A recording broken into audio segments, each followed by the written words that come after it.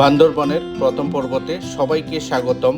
আজকের ভিডিওতে আমাদের গন্তব্য ঢাকা থেকে বান্দরবনের লামা উপজেলার পাহাড় ও জিরিপথ বেয়ে গহীন বনের দোছড়ি বা ত্রিপুরাপাড়ায়।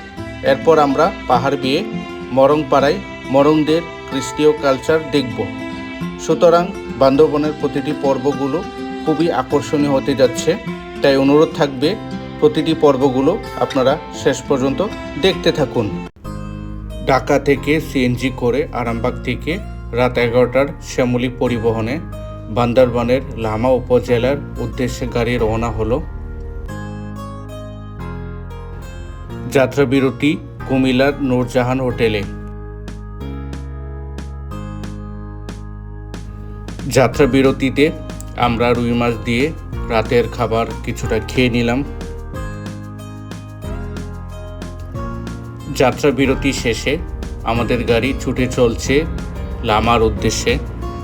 ভোর সকালে চট্টগ্রামের মিরসরাই উপজেলা পৌঁছাতেই অপরূপ পাহাড়, ঝর্ণা ও সবুজ প্রকৃতি সৌন্দর্য আপনাদের হাতছানি দিয়ে ডাকবে।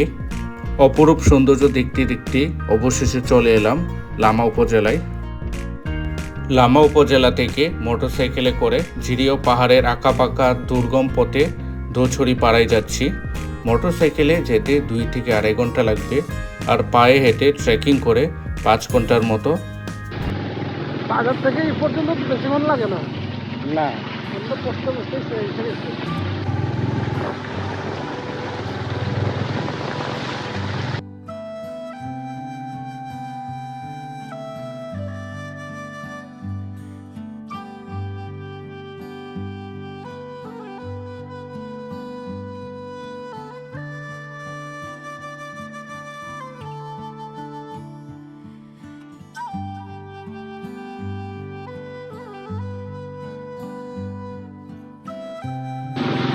ঝিরির মানে মাটিগুলা মানে সইরা পড়ে নাকি, থাকে না মনে হয় না কোনগুলা এখানে এখানে এটা আপনার না, নিচে যেগুলো মাটিগুলো থাকে এগুলো তো পুরো না শক্ত হয়ে যায় তো আপনার ওই পানি আসলে হ্যাঁ বালিগুলো নরম হয়ে যায়।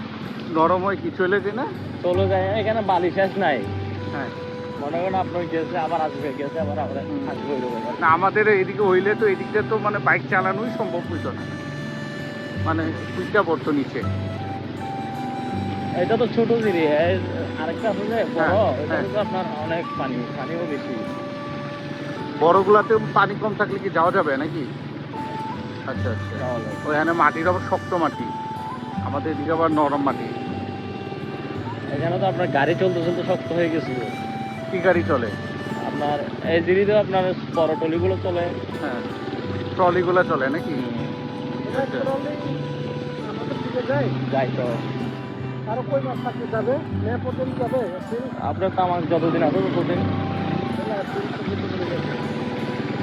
আচ্ছা, এদিকে কি তামাক ওগুলা নেওয়ার জন্য নাকি? না, তাহলে? তামাকে যেগুলো তামাক পুরে না, হ্যাঁ, ওই লাকড়ি আনার জন্য যায় আর কি। ও আচ্ছা।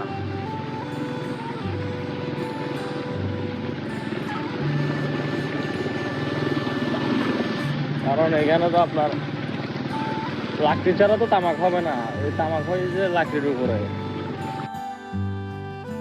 আমরা বাইক থেকে নেমে পাহাড়ের রাস্তা দিয়ে হাঁটা শুরু করলাম, কারণ মোটরসাইকেলটি পাহাড় দিয়ে উঠানো হবে।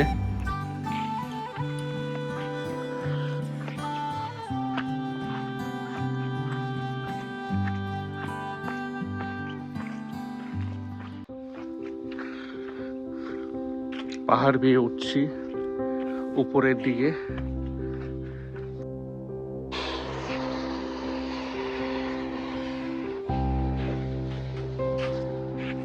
ওইটা সরাসরি খাড়া হয়ে গেছে, তাই বাইক থেকে নামতে হচ্ছে।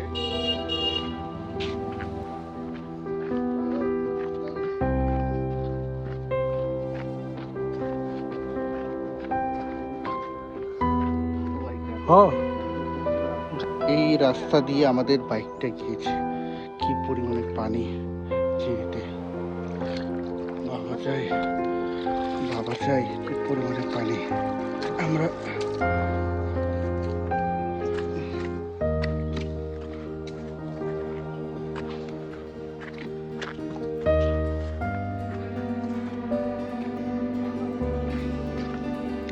আমরা প্রত্যন্ত অঞ্চলে যাচ্ছি।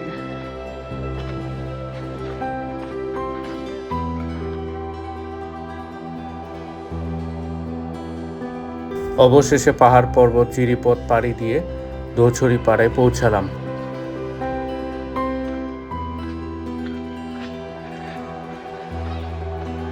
এই গোটা সুন্দর, এই গোটা কিন্তু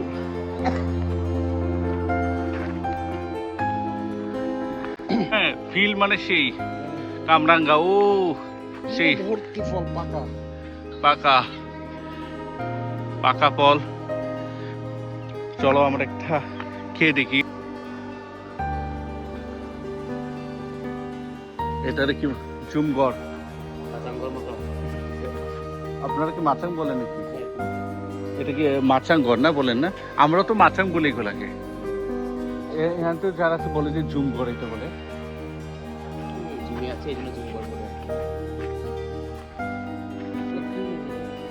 সুন্দর আছে এটা। ঘনা সারে নারার খাবে গেলে ঘন সারে নারার ও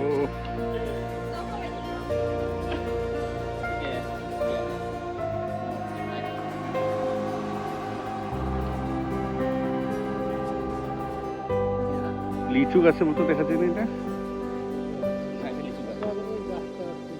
এখানে না নিয়ে আইসা এটা এত সুন্দর জায়গায় থাকে, হ্যাঁ বলে না, দেখছো পাহাড় বেয়ে বেয়ে উঠবো আমরা।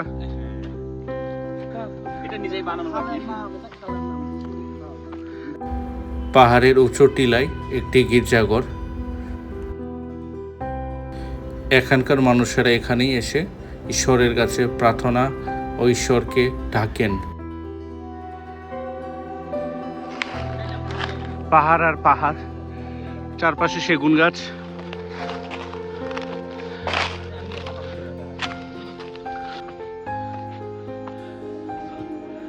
এইটা বিলিভার চার্চে আসলাম। এইখান থেকেই দোছড়ি পাড়ার প্রাথমিক স্কুল দেখা যায়। খুব সুন্দরভাবে দেখা যাচ্ছে। দোছড়ি ত্রিপুরাপাড়া ঘোরা শেষে এখন আমরা মরংপাড়ায় যাচ্ছি। মরংপাড়ায় যাবার পথে এই পাহাড়ে উঠতে আমার অবস্থা খারাপ হয়ে গিয়েছিল, অথচ মরং ছেলেমেয়েরা এই পাহাড় বেয়েই প্রতিদিন ওঠানামা করে স্কুলে যায়।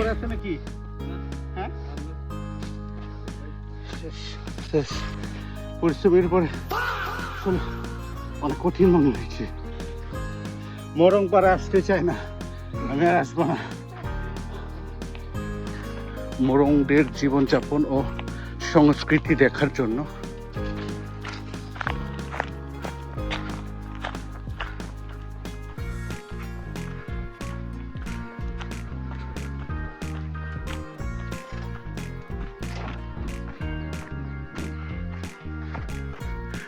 মরংদের ঝুমকর।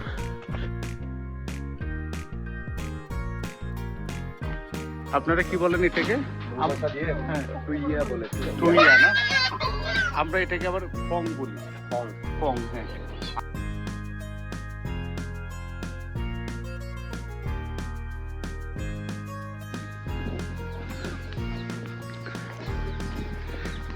এইখানে পানির জন্য যে কি কষ্ট, এটা পাহাড়ে না আসলে বোঝা মুশকিল।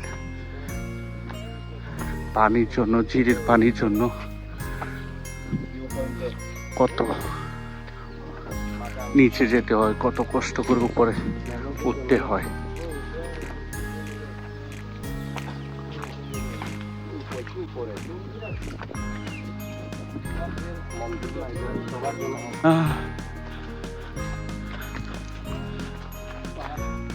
চিম্বুক আর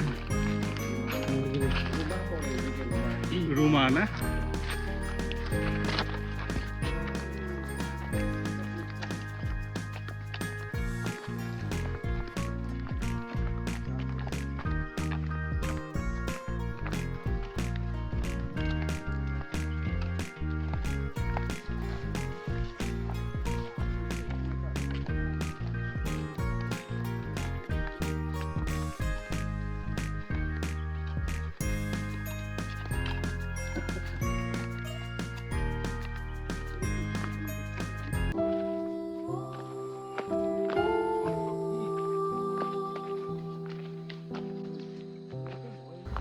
পাহাড় বেয়ে নামার সময় ছোট ছোট মরং ছেলে মেয়েদের কথাগুলো মনে পড়ে যায়। কতটা জীবনের ঝুঁকি নিয়ে পাহাড় বেয়ে স্কুলে যাওয়া আসা করতে হয়।